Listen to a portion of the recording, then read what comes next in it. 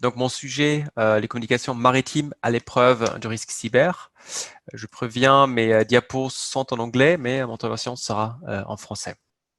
Donc, juste pour commencer, pour dresser un petit peu un tableau du contexte, en fait, du risque cyber maritime. Donc, pour ceux qui ont suivi les actualités ces derniers mois, voire années, ont certainement vu qu'il y a eu quand même pas mal de cas assez spectaculaires, on peut dire, qui ont frappé même les majeurs du secteur. On peut nommer par exemple l'attaque sur la CMA-CGM suite à un rançon logiciel ou un ransomware en anglais, qui a en fait rendu inaccessible l'ensemble de ces sites web, y inclut le cargo booking, et idem pour MSC, également numéro 2 mondial de transport maritime, qui a également vu, suite à une cyberattaque, ses sites web inaccessibles dans la même année. 2019, Royal Caribbean, donc un opérateur des croisières, a également publié un rapport citant le nombre de cyberattaques qu'il subit chaque jour. Costco, un géant chinois de transport maritime, a également vu une cyberattaque sur ses bureaux américains en 2018. Et en 2017, la plus grande cyberattaque ou la plus coûteuse, on va dire, connue à ce jour, qui a donc frappé Maersk, qui était donc l'attaque NotPetya ou WannaCry. Donc ces 5 cas que j'ai choisis, qui sont publiquement connus, hein, qui ne sont pas secrets, sont intéressants parce qu'ils ont frappé quand même des entreprises majeures, des noms qu'on connaissons tous. Je les qualifiais comme géants.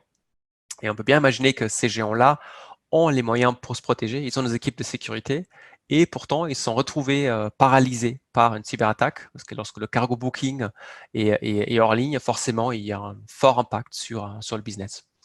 Ce que je veux aussi mettre en avant, c'est que ces 5 cas-là, en fait, c'est pas des attaques sur les bateaux, c'est des attaques en fait sur la SS2I, donc sur l'IT, donc plutôt ce qui se situe dans les bureaux, dans les sièges, les data centers, c'est pas tellement le bateau, mais ça a eu quand même un impact très fort sur cette activité-là des armateurs. Mais ce qu'on peut aussi mettre en avant, c'est que pour l'instant, ce sont les attaques sur la SS2I qui sont connues, mais Marlink a également mené une étude avec la BCG, la Boston Consulting Group, où nous avons fait analyser les attaques sur ce qu'on appelle la OT, donc la Operational Technology, c'est-à-dire les systèmes opérationnels du bateau. Par exemple, les moteurs, lorsqu'il y a les télémétries qui sont remontées, les EC10 pour la cartographie, les systèmes qui contrôlent par exemple les conteneurs réfrigérés, qui sont beaucoup plus critiques à l'opération même du bateau. Et là aussi, il y a eu en fait une multiplication par 10 des attaques entre 2017 jusqu'à 2020. Donc c'est assez inquiétant, d'autant plus que ce que nous croyons, c'est que ces attaques-là en fait sont très spécialisées. C'est des systèmes très particuliers, maritimes. Ce n'est pas forcément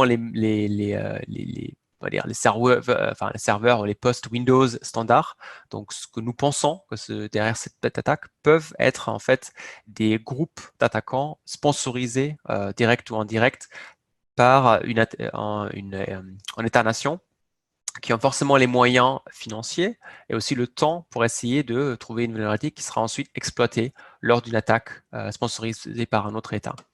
Et un exemple, ce n'est pas un exemple maritime, mais il était beaucoup dans la presse ces derniers mois, ça a été SolarWinds qui montre en fait toute l'invigueur que ça peut prendre. Lorsqu'un État finance une cyberattaque, ça peut frapper très fort. Donc encore une fois, SolarWinds, c'est pas un exemple maritime, mais c'est intéressant pour montrer la force de frappe qu'on peut avoir ou auquel on peut faire face. Ensuite, j'aimerais juste parler rapidement de la réglementation OMI, parce que je pense qu'il y a de nombreuses personnes peut-être ici présents qui ont dû faire face à cette fameuse réglementation IMO 2021 ou en français OMI 2021. Son vrai nom étant MSC 428-98, MSC pour Maritime Safety Committee. Elle est rentrée en vigueur au 1er janvier cette année. Et peut-être juste pour rappel, de quoi s'agit-il? En fait, il n'est pas nouveau que chaque bateau doit avoir à bord un Safety Management System, donc un document qui décrit l'ensemble des procédures de sûreté et de sécurité du navire. Et donc, à partir de cette année, ce document-là doit également décrire le Cyber Risk Management Plan. Et cela sera vérifié par les inspecteurs du pavillon ou bien de la classe, si la classe leur a délégué cette tâche. Nous connaissons déjà des navires en fait qui ont eu des avertissements parce que les inspecteurs n'ont pas trouvé justement cette section Cyber Risk Management. Donc, il peut vraiment avoir des conséquences et c'est vérifié. Et plus concrètement, qu'est-ce qui doit contenir ce document-là? C'est d'une part une description du Cyber Risk Awareness, donc en fait la formation des équipages suite ou par rapport au risque cyber, le Cyber Risk Management Plan, donc une description de la procédure à suivre en cas de découverte d'incident, et ensuite la technologie, donc ce qu'ils appellent les Functional Elements. Et là-dessus, l'OMI a suivi le guide des bonnes pratiques du NIST, qui est en fait d'abord identifier les risques potentiels, ensuite mettre en place les protections contre ces risques connus, un système de détection d'incidents lorsque la protection n'a pas fonctionné, une procédure de réponse à incident, et ensuite des systèmes ce qu'on appelle donc recovery, par exemple des backups ou une manière de restaurer en fait l'état normal.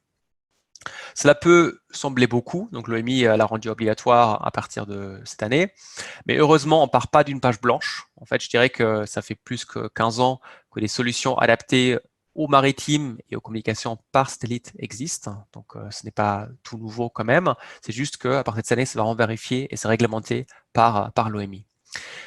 Et juste à titre d'exemple, j'aimerais bien donner quelques exemples ce que Marlink a mis en place depuis 15 ans. Il y a d'autres opérateurs bien sûr aussi, mais je pense que c'est intéressant de savoir ce qui existe et quand est-ce que ça a été lancé. Donc en 2007, nous avons lancé pour la première fois une connexion de VPN sécurisée et elle a émané en filtrage web ainsi qu'en pare-feu adapté au satellite. En 2008, une solution d'antivirus adaptée pour justement véhiculer les signatures, les mises à jour d'une manière adaptée au satellite. En 2011, à l'instar des box que vous avez peut-être à la maison, une solution de plateforme de gestion de communication pour chaque utilisateur. En 2017, une plateforme de gestion des logiciels et notamment des patchs qui a été très utile parce que la même année 2017, il y a eu cette fameuse attaque WannaCry ou NotPetya, ce qui est en fait la même qui a frappé Maersk, où nous avons en fait déployé des patchs pour 700 bateaux en 4 jours pour les protéger de cette menace. Nous avons également participé en 2018, en mai, à une initiative intéressante qui s'appelle Be Cyber Aware at Sea. Ce sont des vidéos gratuits que les marins peuvent consulter, qui expliquent justement certaines situations de cyber-risque. Marlink a participé à cette initiative. Donc c'est intéressant, si vous ne le connaissez pas, je vous recommande vivement de considérer, si vous êtes armateur, de rendre cela accessible à vos marins, parce que c'est très bien fait, c'est très court et assez éducatif.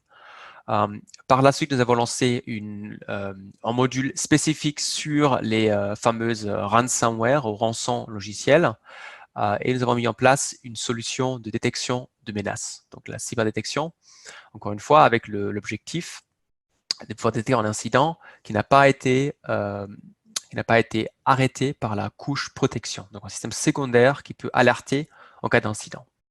Je dirais que les 6 derniers mois de 2020, nous avons donc passé beaucoup de temps avec nos clients pour les aider dans leur démarche, pour expliquer les systèmes en place et comment ils répondent aux besoins, aux exigences de l'OMI.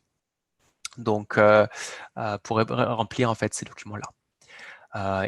Nous sommes très heureux que nos efforts ont été reconnus par un prix en février dernier, le prix Smart 4C, le Cyber Security Award. Donc, ce résumé, c'est juste pour montrer que bien que l'OMI a rendu obligatoire certains systèmes cette année, ça fait plus que 15 ans qu'il y a des systèmes adaptés qui existent pour le maritime. Alors ensuite, juste un aperçu très rapide, j'essaie de ne pas être trop technique, mais juste pour parler un peu de l'architecture que nous recommandons en fait pour tout navire. Donc si on regarde à gauche l'infrastructure terrestre en termes d'accès Internet, l'accès au bureau, et à droite sur le navire, les postes administration pour accéder aux mails, aux bases de données. La fameuse OT, donc les systèmes, les grues, les moteurs, etc., les systèmes vraiment opérationnels du bateau, et les dispositifs personnels des marins, donc les smartphones et les laptops. Donc, ce que nous recommandons pour la liaison satellitaire, c'est tout d'abord mettre en place une encryption au niveau de la radiofréquence pour éviter qu'il y a potentiellement une écoute non volontaire au milieu.